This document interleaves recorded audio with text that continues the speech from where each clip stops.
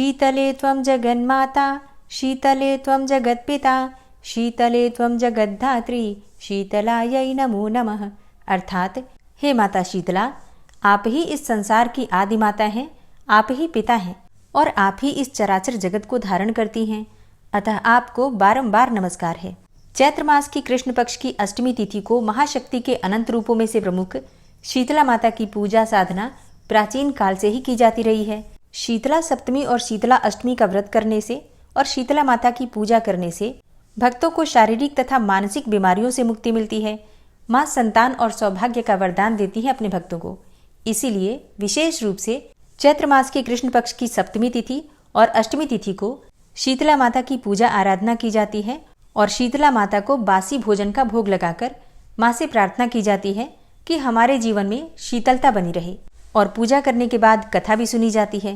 तो अगर आप व्रत नहीं भी करते हैं तो भी आपको कथा अवश्य सुननी चाहिए और माता शीतला से अपने संतान के लिए, संतान की सुरक्षा के लिए, अपने परिवार की सुरक्षा के लिए प्रार्थना अवश्य करनी चाहिए। तो चलिए पूरे श्रद्धा भाव से माँ का ध्यान करके इस कथा का श्रवण करते हैं। एक बार शीतला माता ने सोचा कि चलो आज देखूं कि धरती पर कौन मेरी पूजा करता है और कौन मुझे मानता है। यही सोचकर शीतला माता धरती पर राजस्थान के डुंगरी गांव में आई और देखा कि इस गांव में मेरा मंदिर नहीं है और ना ही मेरी पूजा होती है। माता शीतला गांव की गलियों में घूम रही थी। तभी एक मकान के ऊपर से किसी ने चावल का उबला हुआ पानी अर्थात मांड नीचे फेंका। अब वो उबलता हुआ पानी शीतला माता के ऊपर गिरा, जिससे कि शीतला माता के शरीर में फफोले अर्थात छाले पड़ गए और शीतला माता के पूरे शरीर में जलन होने लगी। अब शीतला माता गांव में इधर उधर भाग भाग के चिल्लाने लगी कि अरे मैं जल गई, मेरा शरीर तप रहा है, मेरा शरीर जल रहा है, मेरी कोई सहायता करो। लेकिन उस गांव में किसी ने भी शीतला माता की सहायता नहीं की। वहीं अपने घर के बाहर एक कुम्हारन महिला बैठी थी। उस कुम्हारन ने देखा कि अरे यह बूढ़ी माई तो बहुत जल गई है, इसके पूरे शरीर में तपन है, इसके पूरे शरीर में फफोले पड़ गए हैं, यह तपन सहन नहीं कर पा रही है। तब उस कुम्हारन ने कहा कि हे माँ, तू यहाँ आकर बैठ जा, मैं तेरे शरीर के ऊपर ठंडा पानी डालती हूँ। कुम्हारन ने उस बूढ़ी माई पर खूब ठंडा पानी डाला और बोली कि हे माँ, मेरे घर में रात की बनी हुई राबड़ी रखी है और थोड़ा दही भी है, तू दही राबड़ी खा ले। जब बूढ़ी माई ने ठंडी ज्वार के आटे की राबड़ी और दही खाया तो उसके शरीर को ठंडक मिली। तब उस कुम्हारन ने कहा कि आमा बैठ जा, तेरे सिर के बाल बहुत बिखरे हैं, तो ला मैं तेरी चोटी गूंथ देती हूँ। और कुम्हारन माई की चोटी गूंथने के लिए कंघी बालों में करती रही। अचानक कुम्हारन की नजर उस बूढ़ी माई के सिर के पीछे पड़ी तो कुम्हारन ने देखा कि एक आंख तो बालों के अंदर छुपी है। अब ये देखकर वो कुम्हारन डर के मारे घबराकर भागने लगी। तभी उस बूढ़ी माई ने कहा कि रुक जा बेटी, तू डर मत, मैं कोई भूत प्रेत नहीं हूँ, मैं शीतला देवी हूँ। मैं तो इस धरती पर देखने आई थी कि मुझे कौन मानता है, कौन मेरी पूजा करता है। इतना कहकर माता चार भुजा वाली हीरे जवाहरात के आभूषण पहने, सिर पर स्वर्ण मुकुट धारण किए अपने असली रूप में प्रकट हो गईं। तब माता के दर्शन करके कुम्हारन सोचने लगी कि अब मैं गरीब इन माता को कहाँ बिठाऊं। तब माता बोली कि हे बेटी, तुम किस सोच में पड़ गई। तब उस कुम्हारन ने हाथ जोड़कर आंखों में आंसू बहते हुए कहा, हे माँ, मेरे घर में तो चारों तरफ दरिद्रता बिखरी पड़ी हुई है, मैं आपको कहाँ बिठाऊं। मेरे घर में ना तो चौकी है और ना बैठने का आसन ही है। तब शीतला माता प्रसन्न होकर उस कुम्हारन के घर पर खड़े हुए गधे पर बैठकर एक हाथ में झाड़ू, दूसरे हाथ में डलिया लेकर उस कुम्हारन के घर की दरिद्रता को झाड़ कर डलिया में भरकर फेंक दिया। और फिर उस कुम्हारन से कहा कि हे बेटी, मैं तेरी सच्ची भक्ति से प्रसन्न हूँ, अब तुझे जो भी चाहिए मुझसे वरदान मांग ले। तब कुम्हारन ने हाथ जोड़कर कहा कि हे माता, मेरी इच्छा है कि अब आप इस डुंगरी गांव में स्थापित होकर यहीं निवास करें और जिस प्रकार आपने मेरे घर की दरिद्रता को अपनी झाड़ू से साफ कर दिया, ऐसे ही आपको जो भी भक्त होली के बाद की सप्तमी को भक्तिभाव से पूजा करके अष्टमी के दिन आपको ठंडा जल, दही और बासी ठंडा भोजन चढ़ाए, उसके घर की दरिद्रता को दूर करना और आपकी पूजा करने वाली महिला का अखंड सुहाग रखना, उसकी हमेशा गोद भरी रखना। साथ ही जो पुरुष शीतला अष्टमी को नाई के यहाँ बाल न कटवाएं, धोबी को कपड़े धुलने ना दें और पुरुष भी आप पर ठंडा जल चढ़ाकर, नारियल फूल चढ़ाकर परिवार सहित ठंडा बासी भोजन करें, उसके काम धंधे व्यापार में कभी भी दरिद्रता ना आए। तब माता बोली, तथास्तु, हे बेटी, जो तूने वरदान मांगे हैं मैं सब तुझे देती हूँ। और हे बेटी, तुझे आशीर्वाद देती हूँ कि मेरी पूजा का मुख्य अधिकार इस धरती पर सिर्फ कुम्हार जाति का ही होगा। तभी उसी दिन से डूंगरी गांव में शीतला माता स्थापित हो गई और उस गांव का नाम हो गया शील की डूंगरी। शील की डूंगरी भारत का एकमात्र मुख्य मंदिर है। शीतला सप्तमी के दिन यहाँ पर विशाल मेला लगता है। तो प्रेम से बोलिए शीतला माता की जय। शीतला अष्टमी की दूसरी पौराणिक कथा के अनुसार एक बार एक राजा के इकलौते पुत्र को शीतला अर्थात चेचक निकली। उसी के राज्य में एक काची पुत्र को भी शीतला निकली हुई थी। काची परिवार बहुत गरीब था, पर भगवती का उपासक था। वह धार्मिक दृष्टि से जरूरी समझे जाने वाले सभी नियमों को बीमारी के दौरान भी भली भांति निभाता रहा। घर में साफ सफाई का भी विशेष ख्याल रखा जाता था। नियम से भगवती की पूजा होती थी। नमक खाने पर पाबंदी थी और सब्जी में न तो छौंक लगता था और ना कोई वस्तु तली या फिर भुनी जाती थी। गर्म वस्तु न तो वह स्वयं खाता था और न शीतला वाले लड़के को ही देता था। ऐसा करने से उसका पुत्र शीघ्र ही ठीक हो गया। उधर जब से राजा के लड़के को शीतला का प्रकोप हुआ था, तब से उसने भगवती के मंडप में शतचंडी का पाठ शुरू करवा रखा था। रोज हवन और बलिदान होते थे। राजपुरोहित भी सदा भगवती के पूजन में निमग्न रहते थे। राजमहल में रोज कढ़ाई चढ़ती, विविध प्रकार के गर्म और स्वादिष्ट भोजन बनते, सब्जी के साथ कई प्रकार के मांस भी पकते थे। इसका परिणाम ये होता कि उन लजीज भोजनों की गंध से राजकुमार का मन मचल उठता। वह भोजन के लिए जिद करता और एक तो राजपुत्र और दूसरे इकलौता। इस कारण उसकी अनुचित जिद भी पूरी कर दी जाती। इस पर शीतला माता का कोप घटने की बजाय बढ़ने लगा। अब तो शीतला के साथ ही उसे बड़े बड़े फोड़े भी निकलने लगे, जिनमें खुजली और जलन अधिक होती थी। शीतला की शांति के लिए राजा जितने भी उपाय करता, शीतला का प्रकोप उतना ही बढ़ता जाता, क्योंकि अज्ञानतावश राजा के यहाँ सभी कार्य उल्टे हो रहे थे। इससे राजा और अधिक परेशान हो उठा। उसकी समझ में नहीं आ रहा था कि इतना सब होने के बाद भी शीतला का प्रकोप शांत क्यों नहीं हो रहा है। एक दिन राजा के गुप्तचरों ने उन्हें बताया कि काछी पुत्र को भी शीतला निकली थी, पर वो तो बिल्कुल ठीक हो गया है। ये जानकर राजा सोच में पड़ गया कि मैं तो शीतला की इतनी सेवा कर रहा हूँ, पूजा और अनुष्ठान में कोई कमी नहीं, पर मेरा पुत्र अधिक रोगी होता जा रहा है, जबकि काची का पुत्र बिना सेवा पूजा के ही ठीक हो गया। यही सोच विचार करते करते राजा को नींद आ गई। तब श्वेत वस्त्रधारिणी भगवती ने उसे स्वप्न में दर्शन देकर कहा, हे राजन, मैं तुम्हारी सेवा और अर्चना से प्रसन्न हूँ, इसीलिए आज भी तुम्हारा पुत्र जीवित है। इसके ठीक न होने का जो कारण है वो ये है कि तुमने शीतला के समय पालन करने योग्य नियमों का उल्लंघन किया। तुम्हें ऐसी हालत में नमक का प्रयोग बंद करना चाहिए, क्योंकि नमक खाने से रोगी के फोड़ों में खुजली होती है। घर की सब्जियों में छौंक नहीं लगाना चाहिए, क्योंकि इसकी गंध से रोगी का मन उन वस्तुओं को खाने के लिए ललचाता है। रोगी का किसी के पास आना जाना मना है, क्योंकि ये रोग औरों को भी होने का भय रहता है। अतः इन नियमों का पालन कर तो तेरा पुत्र अवश्य ही ठीक हो जाएगा।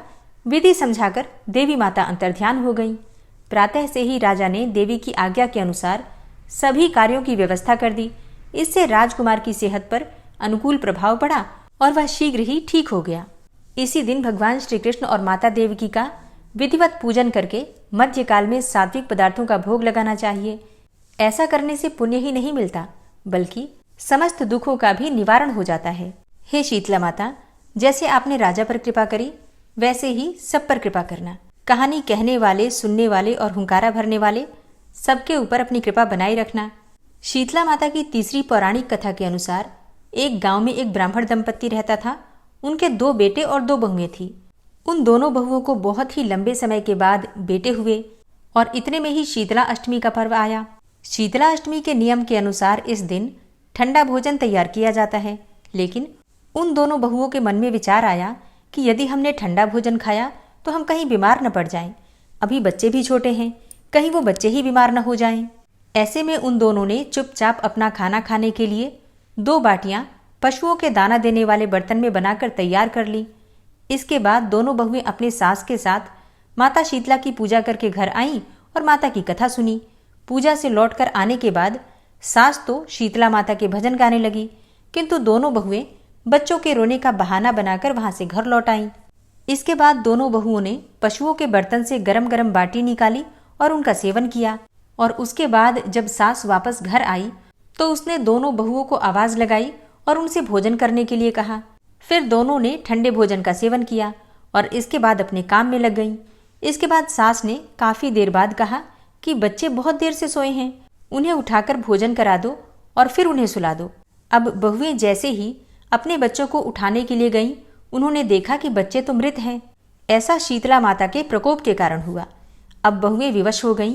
फिर सास को जब सारी बात पता चली तो वह बहुओं से लड़ने लगी और सास बोली कि तुम दोनों ने अपने बेटों की बदौलत शीतला माता की अवहेलना की है, इसीलिए मेरे घर से निकल जाओ और कैसे भी बेटों को स्वस्थ लेकर ही घर में वापस आना।